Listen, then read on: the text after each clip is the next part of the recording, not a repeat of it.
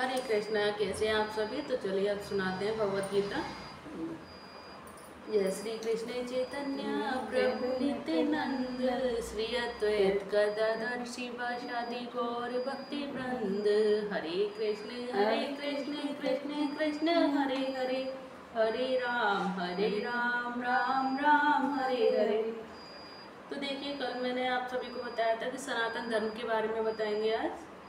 तो इस जहाँ कल हमने विराम लिया था उसके आगे का शुरू करेंगे कि अंग्रेजी का रिलीजन शब्द सनातन धर्म से थोड़ा भिन्न है और रिलीजन से विश्वास का भाव सूचित होता है और विश्वास परिवर्तित हो सकता है।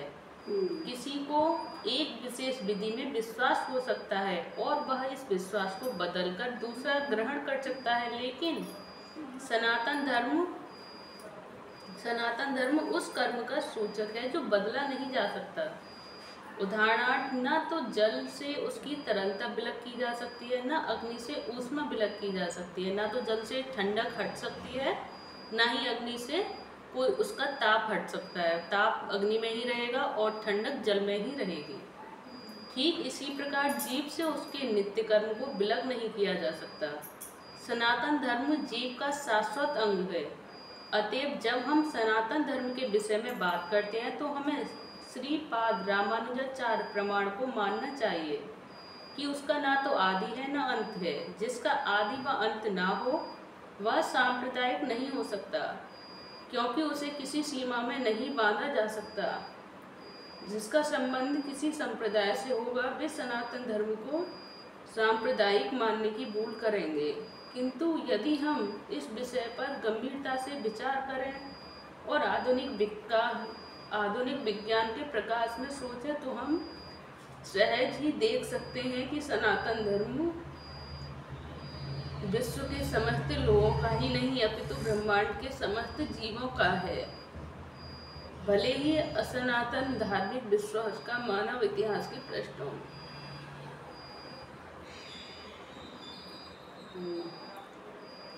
भले ही असनातन धार्मिक विश्वास का मानव इतिहास के पृष्ठों में कोई आदि हो, लेकिन सनातन धर्म के इतिहास का कोई आदि नहीं होता, क्योंकि यह जीवों के साथ शाश्वत चलता रहता है। जहाँ तक जीवों का संबंध है, अप्रमाणिक शास्त्रों का कथन है कि जीव का ना तो जन्म होता है न मृत्यु।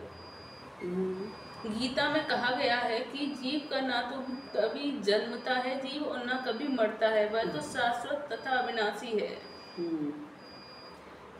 इस क्षणभंगुर शरीर के नष्ट होने के बाद भी रहता है। सनातन धर्म के स्वरूप के प्रसंग में हमें धर्म की धारणा को संस्कृत के मूल शब्द के अर्थ से समझना होगा। धर्म का अर्थ है जो पदार्थ विशेष में सदैव रहता है।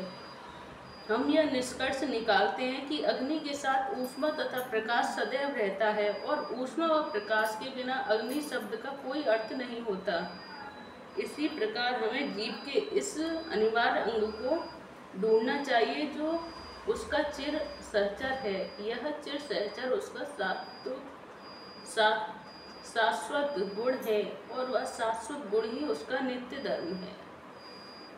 चलिए आज हम यहीं तक सुनाते हैं, कल से शुरू करेंगे आगे। वैसे मैं नहीं पढ़ पा रही हूँ ज़्यादा।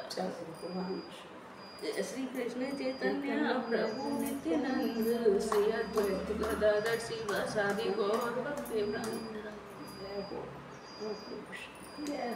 आवाज तो है बैठ जाते जा गावत हो चैतन्य वाले प्रभु नित्यानंद वो बनावत। आज उसी की याद आ रही है बार बार। आज ही आएगी, कल थोड़ी आ जाएगी, फिर परसों थोड़ी आ जाएगी। आज जो मोक्ष सुनता था डेली यहाँ बैठ के, आज पढ़ने के लिए गया है वो बाहर, तो उसके बिना बस सुनाई नहीं जा पा रही। बस यही है भगवान से प्रार्थना कि भगवान बस उसे अच्छे से पढ़ाई में मदद करे। जय श्री कृष्ण। जय सुनारी होगा तो कहानी कैसे मक्का नहीं सुना।